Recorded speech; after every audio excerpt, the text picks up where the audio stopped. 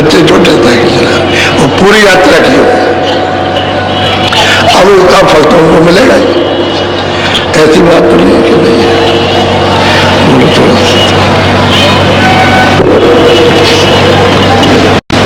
सूरत सहेली नभ पर खेली, परखी मूरत जोत निशान।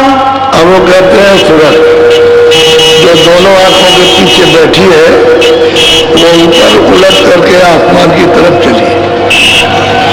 न कहते आकाश ऊपर, क्योंकि ऊपर से आई है तो जब लगता उसको ऊपर जाने का मिला और नाम को पकड़ा तो ऊपर चढ़ी, तो ऊपर देखा कि आकाश,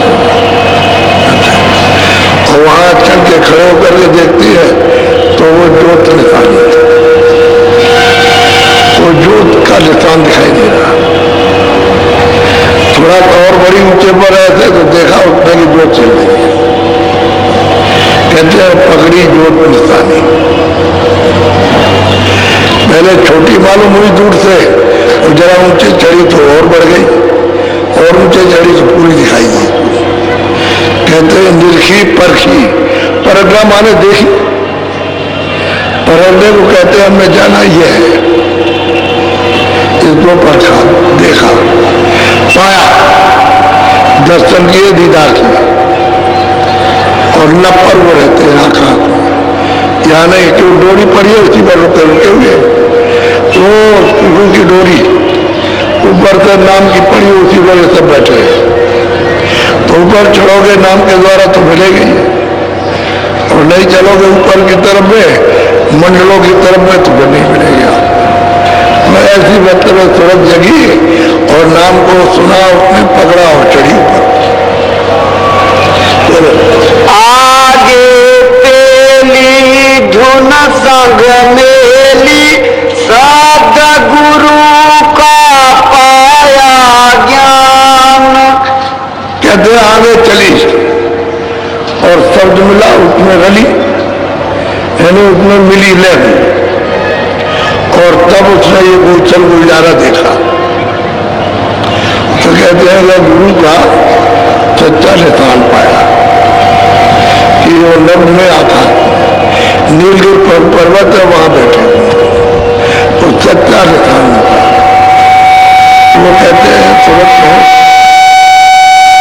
कब पाया, जब शब्द में रली, मिली, लय हो गई, और शब्द खींच के ले गया और वहां उसने पहुंचाया, क्योंकि शब्द में खिंचाव है। सूरत आमलों में है और शब्द बिल्कुल निखालित पवित्र है। तो इसमें जब तक वो नहीं खींचेगा, जब तक आवरण नहीं जाएगा। अगर खींच लेगा तो ये उसको बर्दाश्त नहीं करते, धीरे धीरे उसकी सफाई कर लेता है। तो सूरत जब निर्मल हो जाती है तब घना घोर आवाजें आती है, उसको पकड़ती है। और जब उसने नाम को पकड़ लिया तो तमाम आवाजें ने, लाखों आवाजें बात बात की उसमें मतलब बज रही है, वाणियां हो रही उसमें, गड़गड़ गड़गड़ गड़गड़, कुछ नहीं समझ में आएगा। तब उसको जो भेद बताया कि तुम इसको छांटो, जब आवाजें सुनाई देती है तो उसको छांटो। तब उसमें वो आवाज जो गुरु ने बताई तो उसको छांटा, तो और आवाज बंद हो गई, वहां ले।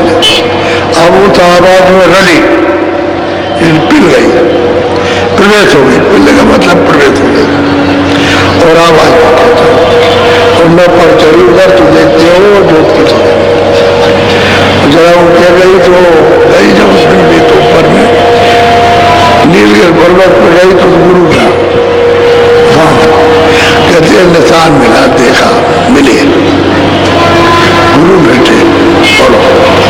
सुन में जाए धुन अक्षर पाई, लखा चंद्र स्थान।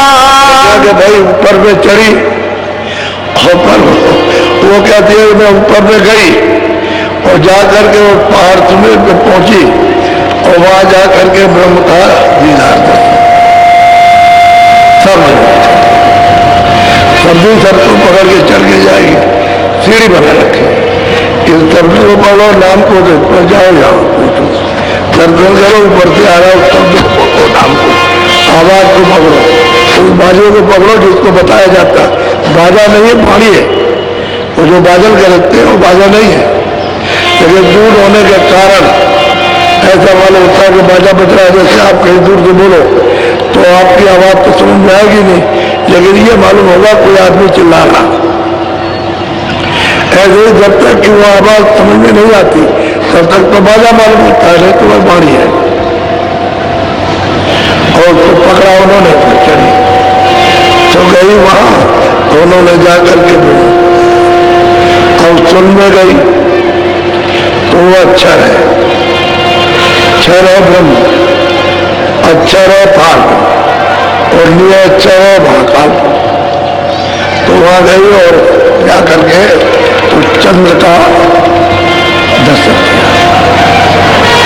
भी उनका चंद्र का है, उसका दर्शन हुआ तो उनकी आवाज को पकड़ेगी तब वहां चढ़ के जाएगी। वैसे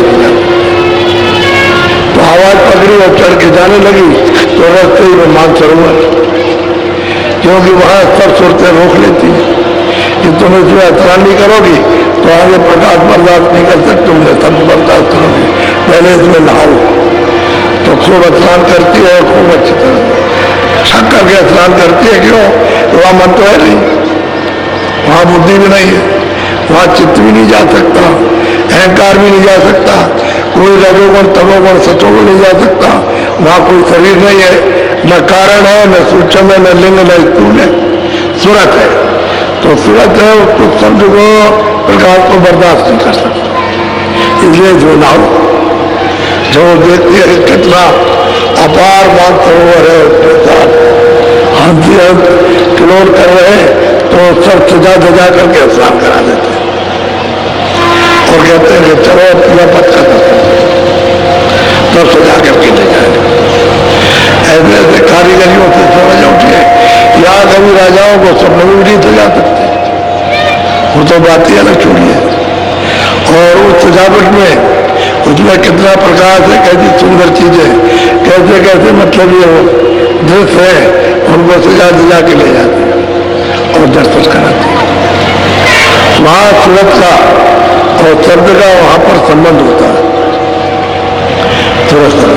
जैसे पति और पत्नी चौक में बैठा दिए जाते हैं, यहाँ बैठ जाओ, घर के अंदर चौक होती है उसमें बैठाते हैं, ऐसे बैठ जाओ और यहाँ पर अब यहाँ बैठ जाओ तो सब लोग सूरत के साथ विवाह होगा।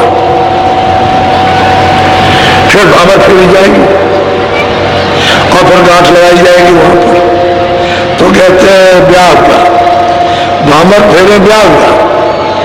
बस जब मेल हो गया सूरत सब जगह तब आप अपने घर जाओगे, तो फिर वही पति फिर ले जाएगा तो घर तो बहुत दूर है। जैसे शादी आपकी यहाँ हो गई तो आपका मतलब पंजाब में घर है तो वहां पर ले जाओगे आप।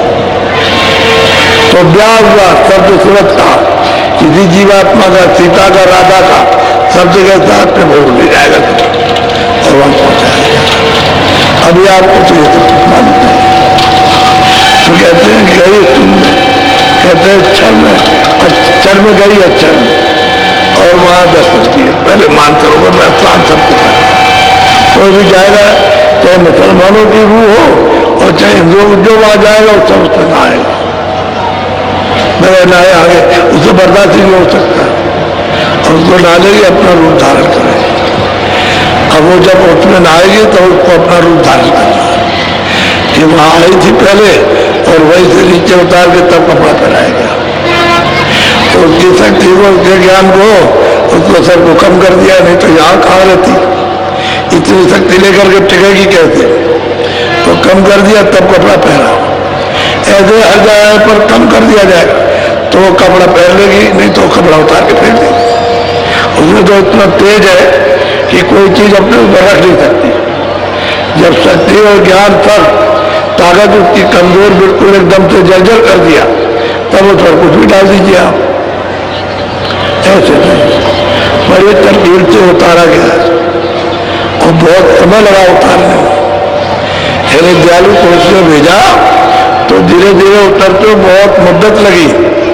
ऐसे कि सीधे चले जाओ, बहुत युग के युग बीत गए, एक एक मुकाम पर वो नहीं आ रही, धीरे धीरे करके फूले आता है।